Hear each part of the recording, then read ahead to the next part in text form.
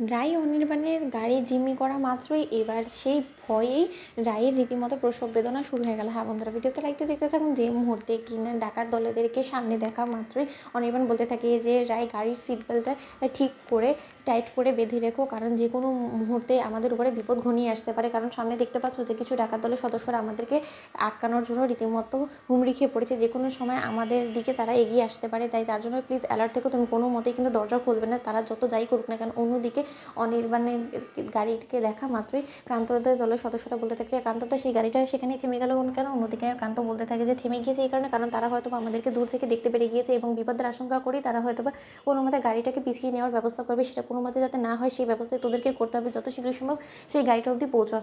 অন্যদিকে গাড়ির দিকে যখন অগ্রসর হয়ে তারা ছোটাছুটি করতে থাকে, ঠিক সেই মুহূর্তে অনির্বাণ গাড়ি ব্যাক গিয়ার দিয়ে ঘোরানোর আগেই ডাকাতদের হাতে জিম্মি হয়ে পড়ে এবং ডাকাত দলেরা যখন গ্লাস ভেঙে রাইকে জিম্মি করে রাখে, ঠিক সেই মুহূর্তে তাদেরকে দেখা মাত্রই রাই উত্তেজিত হয়ে পড়ে এবং উত্তেজনার কারণে রাইয়ের প্রসব বেদনা শুরু হয়ে যায়। এবং অনির্বাণ বলতে থাকে যে দোহাই তোমাদের, তুমি প্লিজ আমার এই পোয়াতি স্ত্রীকে অন্তত তোমরা ছেড়ে দাও। তোমরা কোনো মতে ওর কোনো রকম কোনো ক্ষতি করো না, তোমাদের যা নেওয়ার আমার কাছ থেকে নিয়ে নাও, তোমরা আমাকে নিঃস্ব করে ফেলো, তাতে আমার কোনো কিছু যায় আসে না, কিন্তু প্লিজ আমার স্ত্রীকে ছেড়ে দাও।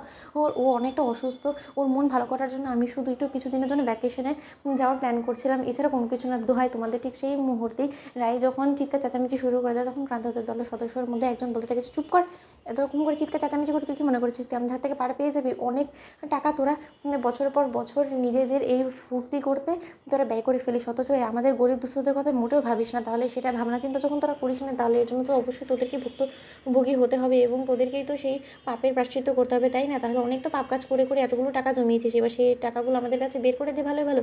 অন্যদিকে যখন অনির্বাণ বলতে থাকে যে 1 মিনিট, রাই তোমার কী হয়েছে? রাই তুমি আমাকে বলো না, তোমার খারাপ লাগছে? রাই তুমি একদম ভেবে না, এদের কাছে সম্পূর্ণরূপে সব কিছু ওদের হাতে তুলে দিয়ে আমি তোমাকে নিয়ে এক্ষুনি হসপিটালে ছুটে যাবো। অন্যদিকে ক্রান্ত বলতে থাকে যে আপনার স্ত্রীর কী হয়েছে? অন্যদিকে অনির্বাণ বলতে থাকে যে আমার স্ত্রী হেভিলি প্রেগনেন্ট। অন্যদিকে অনির্বাণকে ক্রান্ত বলতে থাকে যে তাহলে এই প্রেগনেন্ট অবস্থায় জানেন তো যে ওনার যে কোনো সময় বিপদ আপদ হতে পারে, তাহলে ওনাকে নিয়ে বেরিয়েছেন কেন?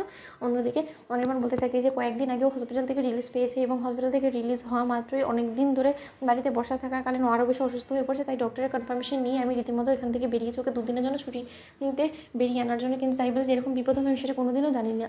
অন্যদিকে ক্রান্ত বলতে থাকে যে এই তোরা যত শীঘ্রই সম্ভব ওনাকে গাছের ধারে কোথাও একটা নিয়ে যাওয়ার ব্যবস্থা কর, কারণ দেখে তো মোটেই সুবিধার বলে মনে হচ্ছে না, যে কোনো সময় বাচ্চাটা বেরিয়ে যেতে পারে, তার আগে ওনাকে আমাদের গ্রামে পৌঁছানোর ব্যবস্থা কর। অন্যদিকে অনির্বাণ বলতে থাকে যে তোমরা প্লিজ আমার স্ত্রীর কোনো রকম কোনো ক্ষতি করো না, তোমাদের কাছে হাত জোড় করে অনুরোধ করছি।